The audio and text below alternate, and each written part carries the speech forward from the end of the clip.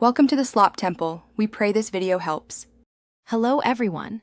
In this video, I will explain how to replace an alternator in your Toyota RAV4. This is a common repair that you can definitely tackle yourself with the right approach. First, let's talk about the tools you will need.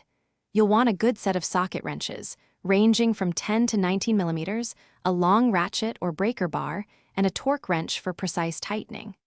Don't forget a pry bar and safety glasses too. Now that you have your tools ready, let's get started. Begin by disconnecting the negative battery cable with a 10mm wrench to prevent any electrical issues. Next, find the serpentine belt tensioner.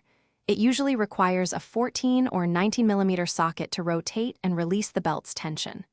Once loose, carefully slide the serpentine belt off the alternator pulley.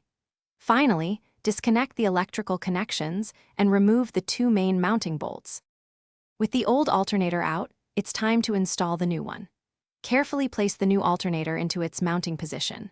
Insert the two mounting bolts and hand tighten them first, then torque the top bolt to 38 foot-pounds and the bottom bolt to 16 foot-pounds. Reconnect the main power cable with its 10mm nut and attach the multi-wire connector. Finally, route the serpentine belt around all the pulleys, ensuring it sits correctly in every groove. You're almost done. Now, retension the serpentine belt to ensure it's snug but not overly tight. Double-check that all connections are secure and then reconnect the negative battery terminal. Start your vehicle and listen for any unusual sounds. Most importantly, confirm that your battery is charging by checking the voltage, which should be around 14 volts. If everything looks good, you've successfully replaced your alternator. Thanks for watching. Consider subscribing if we helped you.